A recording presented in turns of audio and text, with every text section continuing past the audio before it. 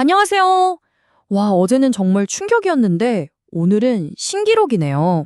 한국 경제가 딱 하루 만에 천국과 지옥으로 갔습니다.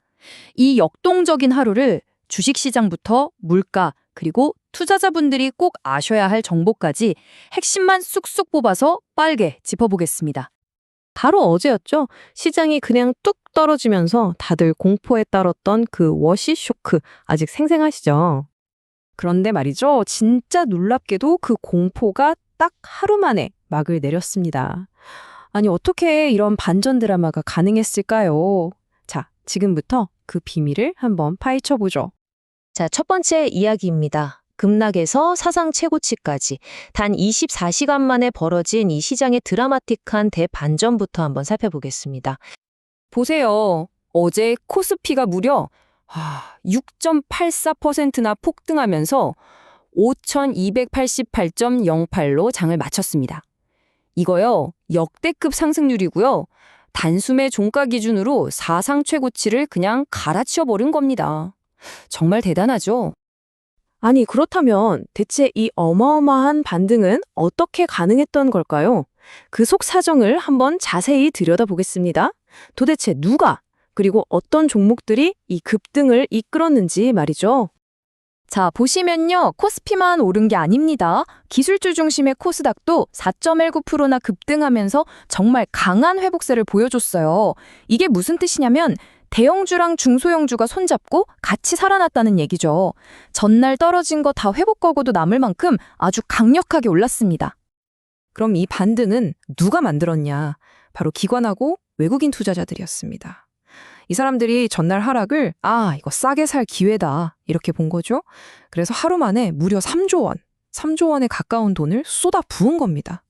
이 엄청난 자금이 시작을 그냥 V자로 확 끌어올린 거죠.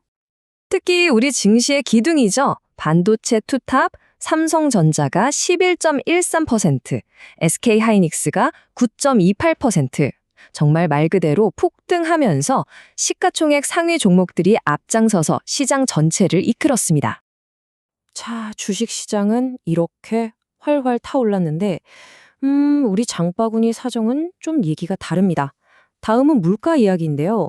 통계 지표는 괜찮다는데 왜 우리가 느끼는 물가는 여전히 비쌀까요? 그 엇갈린 신호의 이유를 한번 알아보겠습니다. 일단 숫자만 보면요, 괜찮아 보여요. 1월 소비자 물가 상승률이 2%, 5개월 만에 가장 낮은 수치거든요. 2달 연속으로 오름세가 꺾인 건데 이건 안정된 기름값 덕에 컸습니다. 그런데 여기에 함정이 하나 있습니다. 전체 물가는 안정되는 것처럼 보이지만 우리가 당장 체감하는 거 있잖아요.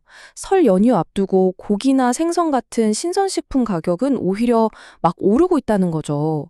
바로 이 부분 때문에 통계랑 우리가 느끼는 물가 차이에 차이가 생기는 겁니다. 정부도 이런 상황을 아니까 이 장바구니 물가 부담을 좀 덜어주려고 나섰습니다. 910억 원이라는 예산을 투입해서요, 설에 많이 찾는 품목들을 최대 50%까지 할인해주는 등 물가를 잡으려고 총력을 기울이고 있습니다. 자, 이제 투자자분들이라면 이건 정말 놓치면 안 되는 내용입니다. 꼭 기억해야 할 세금 관련 마감일 2가지를 떡 짚어드릴게요. 달력에 꼭 표시해 두셔야 합니다. 날짜부터 말씀드릴게요. 3월 3일, 그리고 5월 9일입니다. 3월 3일은 주식으로 돈 번 분들 중에 일부가 세금 신고해야 하는 마지막 날이고요. 5월 9일은 집 여러 채 가진 분들의 양도세 부담이 다시 커지는 날이에요. 먼저 3월 3일 주식 양도세 신고 마감일인데요. 이건 모든 투자자가 해당하는 건 아니고요. 주로 특정 종목 지분을 아주 많이 가진 대주주나 아직 상장되지 않은 주식, 혹은 장외회에서 거래한 분들이 대상입니다. 혹시 해당되신다면 기한 놓치지 않게 조심하셔야 합니다. 그리고 부동산 투자하시는 분들은 5월 9일을 꼭 기억하셔야 해요.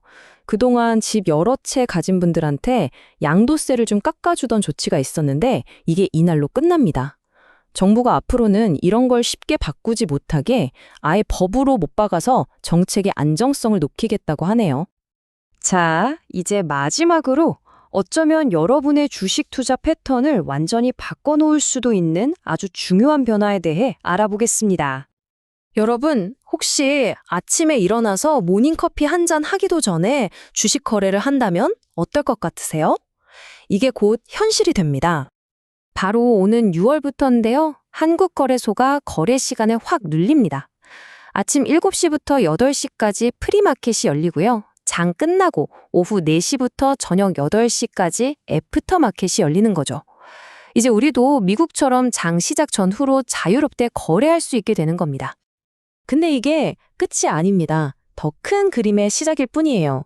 1단계로 올해 6월에 거래 시간을 늘리고 최종 목표는 2027년까지 24시간 내내 주식 거래가 가능한 환경을 만드는 거라고 합니다.